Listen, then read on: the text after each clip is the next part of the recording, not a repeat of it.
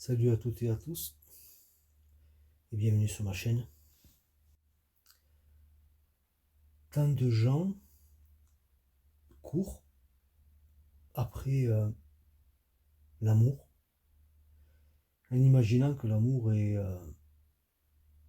ailleurs, quoi. Imaginant que l'amour un jour viendra frapper à sa porte et nous emportera dans une espèce de tourbillon de bonheur, de joie et d'allégresse. Alors que la plupart des gens ne comprennent pas, c'est normal, car ils n'appréhendent pas cette chose avec le bon outil, que l'amour ne se recherche pas. L'amour ne se quémande pas.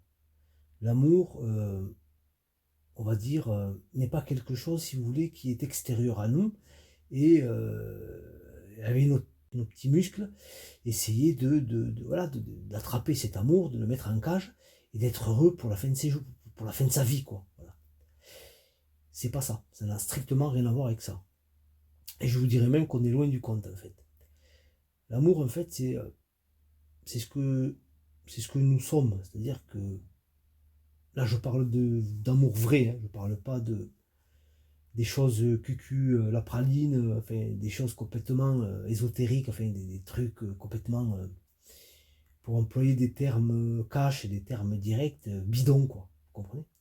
L'amour envers lequel la plupart des gens, euh, enfin, cet amour qu'ils recherchent, en fait, est juste qu'un mirage, qu'une illusion, et juste que, comme je l'avais expliqué dans un autre audio, est juste que quelque chose de chimique, vous comprenez? C'est pas, c'est pas réellement, c'est pas ça réellement l'amour. L'amour, c'est quelque chose.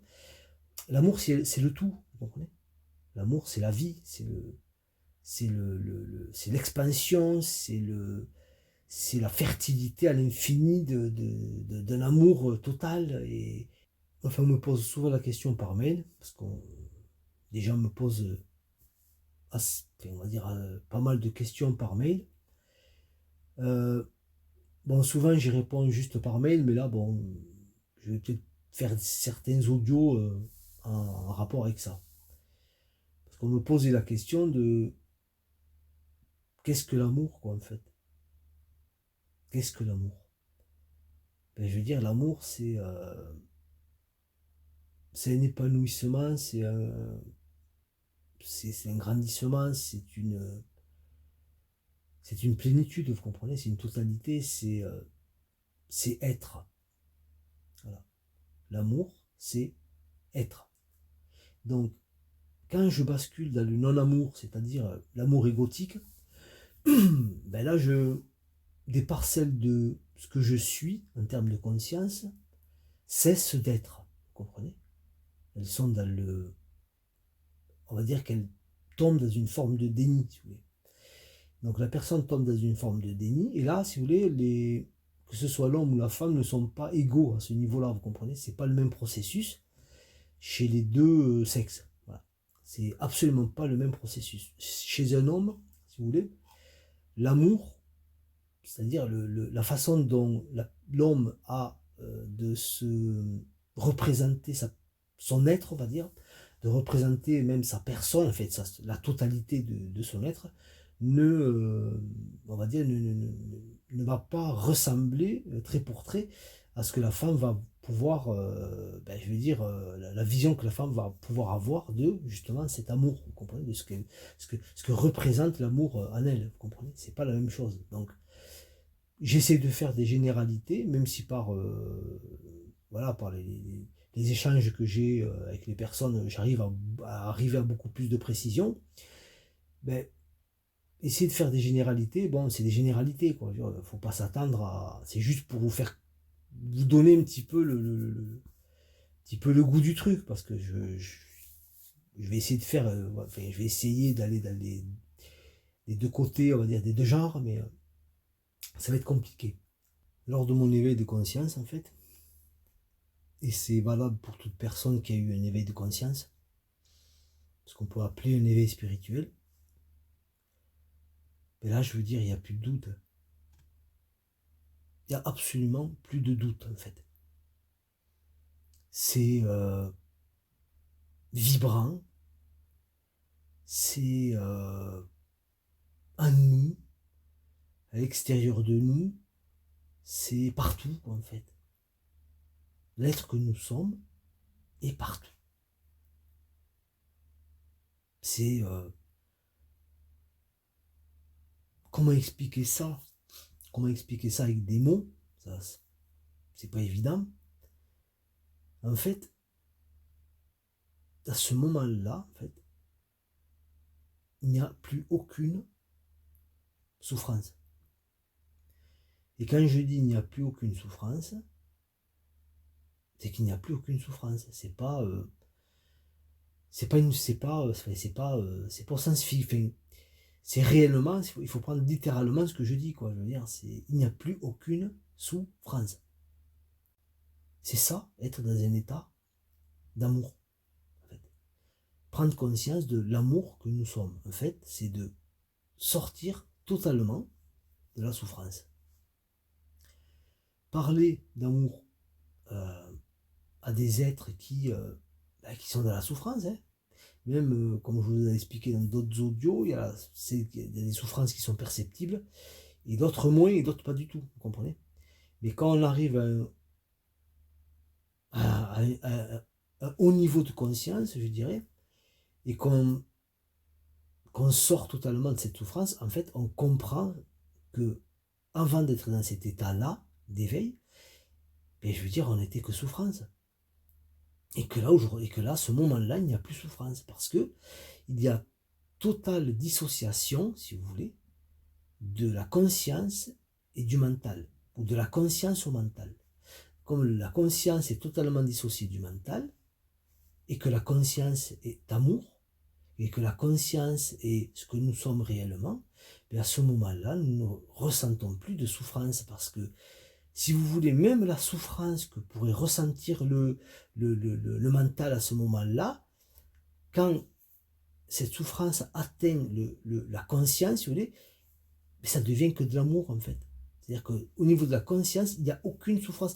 Aucune souffrance ne peut l'atteindre, si vous voulez. C'est ce qu'on comprend quand nous sommes en éveil, si vous voulez. Quand nous sommes vraiment dans cet état de profonde... je sais pas comment dire... Enfin, dans cet état d'unité, je pourrais dire. Voilà, pour employer des termes qui sont déjà connus. Ben, si vous voulez, à ce moment-là, si vous voulez, c'est comprendre qu'il y a deux corps, en fait. Il y a deux corps.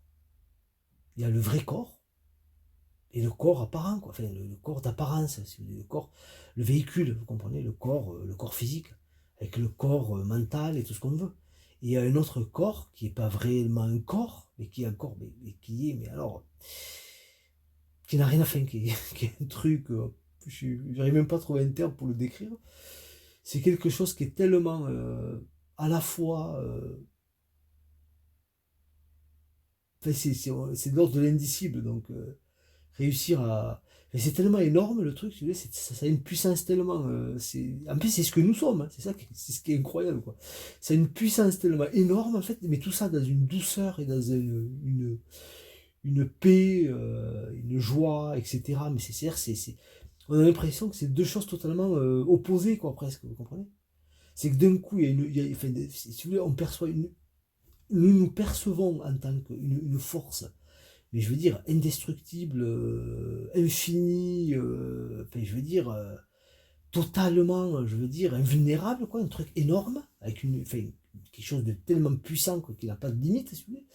Mais de l'autre côté, tout ça c'est dans la paix, dans la joie, dans l'amour, et je dirais presque dans une forme de petit côté enfantin, quoi. Un petit côté, je me prends pas au sérieux, quoi. Petit côté léger, vous voyez ce que je veux dire? Tout ça dans la... Je pourrais même pas dire dans l'humilité, parce qu'il n'y a même pas d'humilité à ce niveau-là, quoi. L'humilité, c'est l'ego qui doit être humble. Le mental n'est pas... c'est pas ce qu'est l'humilité, là. C'est tellement énorme, si vous voulez. C'est tellement énorme, en fait. Ce que nous sommes, et ça, c'est l'amour. Ça, c'est l'amour, vous comprenez? C'est pas la petite relation d'amour que vous avez avec X ou Y, qui à un moment donné ben, vous aimera plus ou vous ne l'aimerez plus. Voilà. Une fois les scénarios de séduction, je veux dire, des projections qu'on a pu faire sur l'autre, etc., s'effondrent à un moment donné, disparaissent, s'usent. Les voiles tombent et on voit l'autre tel qu'il est, et bon, il n'y a plus de. Il n'y a plus de. Il y a plus de. Il y a plus de mensonges, si vous voulez. Et en réalité, vouloir trouver l'amour, rechercher l'amour, etc., c'est de s'éloigner inexorablement, fatalement, de soi-même. C'est mécanique en fait, c'est juste une. C'est juste mécanique, quoi. Je veux dire, il y a pas plus vous allez rechercher, et souvent beaucoup, je le vois ça dans les accompagnements sur les FJ là, des personnes qui, même si l'autre est votre FJ, tout ça, bon, je veux dire, c'est de vouloir, d'être capté par l'autre, de vouloir l'autre, mais ça c'est normal, attention, je suis pas en train de critiquer, je suis passé par là, donc c'est pas, je suis mal placé pour critiquer, mais ce que je veux dire, c'est que, comment leur expliquer, parce que je vois souvent des personnes vraiment de la souffrance, quoi, où ils veulent à tout prix, ils veulent l'autre, quoi, en fait, parce qu'ils souffrent, en fait. Parce qu'ils souffrent, vous comprenez? Et quand vous souffrez, comme vous pensez que le remède, en fait, c'est le retour de l'autre, vous voulez l'autre, en fait, pour justement arrêter cette souffrance. Alors que je peux vous garantir une chose, même si l'autre revenait, ça ne changerait rien, en fait. Même si l'autre revenait, ça ne changerait absolument rien à votre souffrance, en fait. Parce que si vous êtes éloigné encore plus de vous-même par le biais de cette autre personne, même si cette autre personne revient, vous continuerez à être encore peut-être plus éloigné encore de vous-même, si l'autre est présent, vous voyez. Dès que si l'autre est absent et que même il ne reviendra plus jamais, c'est ce qui va vous, à un moment donné, je vais dire vous obliger, hein, parce qu'il y a un petit côté obligatoire, on va dire. C'est ce qui va vous obliger à revenir vers vous, en fait. C'est ce qu'il faut comprendre. Donc, on peut rechercher à un moment donné des relations d'amour pour rechercher des relations charnelles, etc. C'est comme les relations charnelles aussi.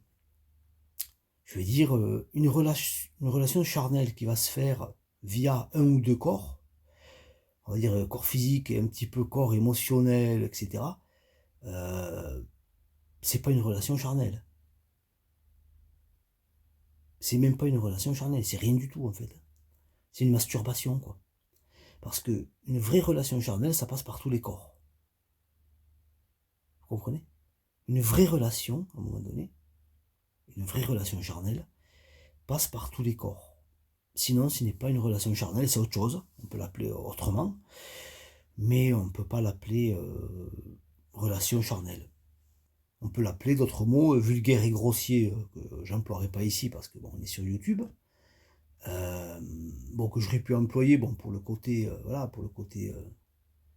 pour qu'on se comprenne, mais vous voyez, vous êtes des grandes personnes, vous voyez de quoi je veux parler. Mais une réelle relation d'amour qui passe par la relation charnelle, hein, bien sûr, qui est un passage obligatoire pour pouvoir aller jusqu'au bout de cet amour, hein, d'accord, qui est la relation charnelle. Si vous voulez, c'est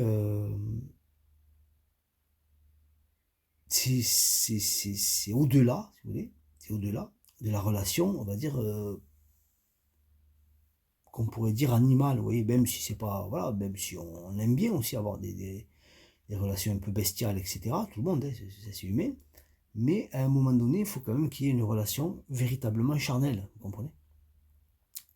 Il faut vraiment qu'il y ait quelque chose qui est, à un moment donné, qui vous amène, parce que là, si vous voulez, les gens pensent que une relation charnelle, c'est quelque chose d'anodin, qu'on peut, voilà, on peut aller avec X ou Y, avoir des relations charnelles, et là, je vais pas me faire perdre la morale, hein, chacun fait ce qu'il veut, moi, personnellement, chacun fait ce qu'il veut, je ne juge absolument pas, mais c'est pour dire que quand il y a un moment donné, quand on va dans la relation charnelle pour rester, comme on va, je sais pas moi, comme on va au supermarché, comprenez bien qu'on est dans quelque chose de pathologique, hein. On essaie de juste de combler des manques, des vides, des souffrances, etc. Donc c'est pas et je parle autant pour les hommes que pour les femmes, hein, bien sûr. Et là, je dis honnêtement, c'est pas le bon chemin, hein, je peux vous le dire. Même si je juge personne, voilà. Je suis pas parfait moi non plus. Donc, je peux vous dire une chose, c'est que à un moment donné, avant d'avoir une relation charnelle, si vous voulez, il y a un côté sacré quoi, dans la relation, si vous voulez, mais qui n'empêche pas le côté bestial, etc., hein, qui n'empêche pas de kiffer avec l'autre. Hein, et même vous allez kiffer encore plus, si vous voulez. Ça va être démultiplié, quoi. Ça va être une vraie relation. Et beaucoup ont connu ça justement dans les lunes de miel, etc. Et voilà, ils savent de quoi je parle. Donc c'est un haut niveau, si vous voulez, c'est un haut niveau de relation, enfin c'est la véritable relation charnelle avec, je veux dire, avec voilà, au sens noble du terme, quoi. Je veux dire, voilà, c'est pas juste euh, voilà, une histoire de C, vous voyez. Je laisse écrire le reste du mot. Donc, à un moment donné, l'amour, ben, c'est quelque chose qui va se résonner, qui va se vibrer, qui va se... Je pourrais dire partager, mais c'est même pas ça, quoi. C'est même pas un partage, en fait.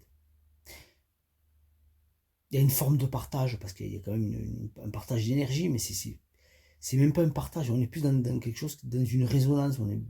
Si vous voulez, comme on n'a pas besoin de l'autre, il n'y a pas de partage, vous comprenez? C'est parce qu'on n'a pas besoin de l'autre. Si l'autre n'est pas là, ça nous change absolument rien, quoi, en fait. Que nous sommes en relation avec une autre personne ou pas, ça ne change absolument rien. Voilà. Ça, c'est quand nous sommes en plénitude, bien sûr. En plénitude. Quand la plénitude, ben, je veux dire, dans la plénitude, il y a plein, quoi. Je veux dire, on ne souffre d'aucun vide, on ne souffre d'aucun manque, d'aucun besoin, etc., etc.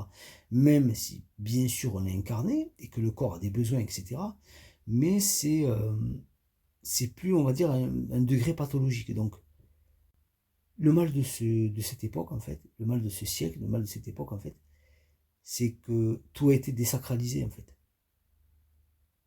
Tout a été désacralisé, vous comprenez? C'est du fast-food aujourd'hui, quoi. C'est les relations, je parle pas pour tout le monde, bien sûr, hein, je parle pour les plus malheureux, on va dire, pour les plus tristes, pour les plus perdus, pour les plus souffrants. Ben, je veux dire, c'est un fast-food. C'est un fast-food.